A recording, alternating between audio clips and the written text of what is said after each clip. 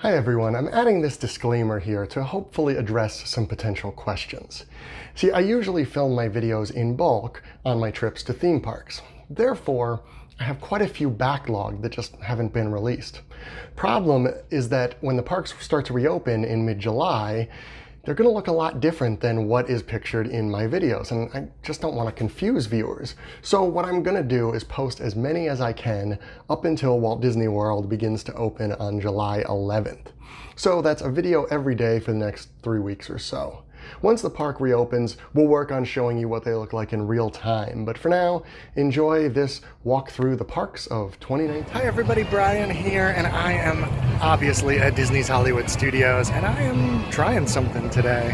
What I'm going to do is just kind of walk you around this park. But as I do it, I am going to be showing a map so you can kind of follow along. So if you are not familiar with the park, or just like maps like I do, you kind of know where I'm going. You can get a sense of place. So let's go see how this works. Okay, so now I am through the gates. Those are the gates where they scan your ticket. And I'm kind of in the front courtyard here, which is most noticeable for these Crossroads of the World thing with Mickey up there on top. Kind of hard to see. What you will find in here is guest relations, which is in that building over there. There's an antiques and curios shop, and then on this side over here are lockers, wheelchair, stroller rentals, all the stuff you would expect at the front of the park. And then as you come over here, you get the view down the what is the main street basically here, Hollywood Boulevard, towards the Chinese theater there in the background. As you would expect, we've got gift shops on both sides here. We get to our first cross street here on my left towards Echo Lake. That is where Hollywood and Vine restaurant is. If you have an early breakfast reservation there, that's where you would go. I'm not going that way quite yet. On my right here is the Trolley Car Cafe. That is otherwise known as Starbucks. You want your coffee, that's where you go. Okay, so now we come to the second crossroads. This is Sunset Boulevard. As we're closer to Chinese theater here, and this one I am taking. So let's go down this way. Now, one thing you should know about Sunset Boulevard, which you do if you are looking at the map, is that it is a dead end. This intersection that I just came from is the only way in or out of Sunset, which makes it a little bit tricky logistically when you're running down here, because the two main attractions here are Rock and Roller Coaster and the Twilight Zone Tower of Terror, which is pretty noticeable at the end of the street. And those are at the end of the street. So you end up kind of running down here to do those and then just coming right back out. Can't really loop around, just the way this park is designed. We still have shops on both sides. Bathrooms right there. Not going to point out all the bathrooms. They are on our maps if you are curious. But here we are getting into some of the food. There's the Sunshine Day Bar, Anaheim Produce for quick things, and then we have the Sunset Ranch Market, which consists of Rosie's All-American, Catalina Eddie's, stuff like that. A couple different options, lots of seating. The only thing I don't like is that all the seating here is outside. It's shaded, but it's outside. I mean, it is very much like you would find in California, which is, you know, Hollywood and Sunset. It's Los Angeles, but we're not in Los Angeles, we're in Florida, and it's real humid, so sometimes even sitting in the shade doesn't help a ton, but you can get out of the sun for a little bit, so that's cool. Right now we are at the end of the street getting into the attractions. Beauty and the Beast live on stage there on the left. A little bit more dining. Fairfax Fair, not quite open yet, it's a little early for that. Not early for the bar though, if you noticed. And Hollywood Scoops ice cream here, there. All the way at the end here is the Tower of Terror, and that way is Rock and Roller Coaster, and that's the end of the street, so I gotta walk back out. So I will meet you back at the intersection of Hollywood and Sunset. All right, so now I have re-emerged back out into the intersection on Hollywood Boulevard. And as you can see, getting much closer now to the Chinese Theater. Back there is Echo Lake. We are actually going to head that way next. I'm still by the Chinese Theater here. I needed to show you one weird quirk with the way the map works here. Right back there, you can see where those people are going. That is Commissary Lane, as you see on the map here. It basically goes the same place that Echo Lake does. It's a little bit shorter if you're going back towards Galaxy's Edge, Muppets, that kind of stuff. I will show you where it comes out on the other side. But I wanted to point that out so you know where, when I mention it again on the other side, where that's coming from. But let's take this walk around Echo Lake now. Echo Lake is used as a cut-through by many, but it's actually a fairly pretty area. Christmas time, it's absolutely gorgeous. It is not Christmas time right now, so it's just a nice lake. So on my right here is the Hyperion Theater, where the Frozen sing-along is. And on my left is Min and Bill's Dockside Diner, another quick service with outdoor seating for some reason. I mean, again, I get the California thing, but come on. And this is Echo Lake itself. You kind of have to look over a bunch of strollers to see it, but it's very pretty. And over there is Gertie the dinosaur. Gertie is also an ice cream stand that is sometimes open, but she is as much the icon of this park as anything else. In fact, she probably should be the icon of this park. There in the distance, that's where it meets Hollywood Boulevard. And we have the Hollywood and Dine, where they do the Disney Junior character breakfasts. You have Tune-In Lounge, 50s Primetime Cafe. On this side, the Indiana Jones Stunt Spectacular. But let's keep going this way towards Grand Avenue and Star Wars Galaxy's Edge. So we made it to the far side of Echo Lake here. Backlot Express, the indoor quick service, probably the second best quick service here, is located there. And straight in front of me is Star Tours. Now, Star Tours is not in Star Wars Land, also known as Star Wars Galaxy's Edge. It is, I guess, either Echo Lake or Grand Avenue. I'm not sure exactly where the split is here as far as the lands go, but it's one of those. In between it and Galaxy's Edge is Grand Avenue, which is where Muppets 3D are and other stuff that you're going to see in a minute, so I don't know why I'm telling you now. And remember that Commissary Lane that I pointed out from the other direction? Well, that comes out right here, right by the Sci-Fi Dine-In Theater there. ABC Commissary, another quick service with indoor seating, but not great food, is also down that way.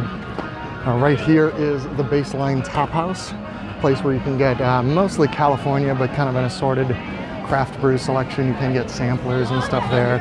As you would expect, I like it quite a bit. Now, straight ahead here is the entrance into Star Wars Galaxy's Edge, which we are going into in a minute. But first, I'm going to take a left here over into the Muppet Courtyard.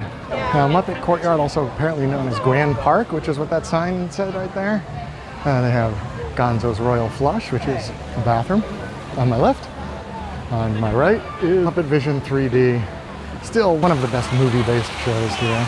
And then back this way we have Pizza Rizzo, which is another quick service with not great food, but indoor seating. Back there is Mama Melrose's and a couple of shops. Another little dead end here. So let's cycle back around here and head into Star Wars Galaxy's Edge. Now we're gonna head into Star Wars Galaxy's Edge, right through the tunnel there. Now, actually, this is the first time I will have seen the Walt Disney World version. I've seen the Disneyland version, which you can find those videos, but I haven't seen this one. I really like this entrance through this tunnel. This is very cool.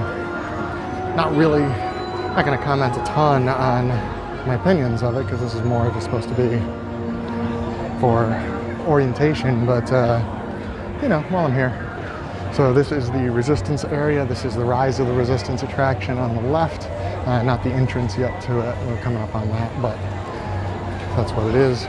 So this right here is the entrance to Rise of the Resistance. Right there. And buzzing towers, gunk droids, you know. Walking by. Got the A-Wing here. X-Wing over there on the left. And we are heading up towards the marketplace now. Right at the base of the marketplace here. You get a little bit of a crossroads. You can either go down that way, which would have been to my right. It kind of goes around it, goes over by Savi's workshop and the Droid Depot, or you can go through. I am choosing to go through, but you can see on the map where I would have gone elsewhere.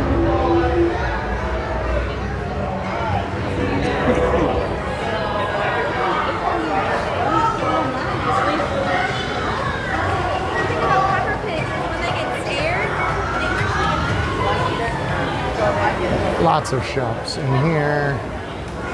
Preacher stall, Toydarian toy makers, Katsaka's kettle with the popcorn, which I think is very good.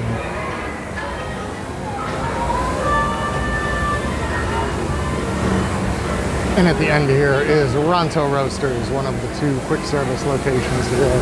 This one has a very limited menu and only very limited seating, but the far end of the marketplace here, if we had taken that path to the right, it would have come out right down there. Right there is the Droid Depot. Down here is Savi's workshop. I'm gonna head up this way here and go past the main shop here, Doc Ondar's Den of Antiquities. Great sons to you. How are you? Very good. Have you seen any first order activity around? Not yet, no, luckily. That is Docking Bay 7. That is the main quick service restaurant here on my left. And of course, right in front of me is the Millennium Falcon. That is naturally Millennium Falcon Smuggler's Run. The other ride here definitely gets more mixed reviews, but I do like it. I understand the mixed reviews, absolutely. Sitting in the Falcon, cockpit at all, I still enjoy, and when I get to be the pilot, I enjoy it even more. All right, so now walking away from the Falcon, we have one of my favorite parts of this entire land, Oga's Cantina there on the left. It is wonderful. Passing Oga's Cantina, we are coming up on the first order section of Galaxy's Edge over here. As you can tell by the presence of stormtroopers and the Echelon TIE Fighter back there. Now see, this is an exit in Disneyland, not an exit here. So, walking through this little area, we come to the other entrance slash exit here in Florida, and I kind of curl back around. Now I'm right by the Droid Depot again, because right here you can see my friendly droids right there. Well, they're not mine, I guess. And we are going out this way towards Toy Story Land. So I will see you in Toy Story Land right now.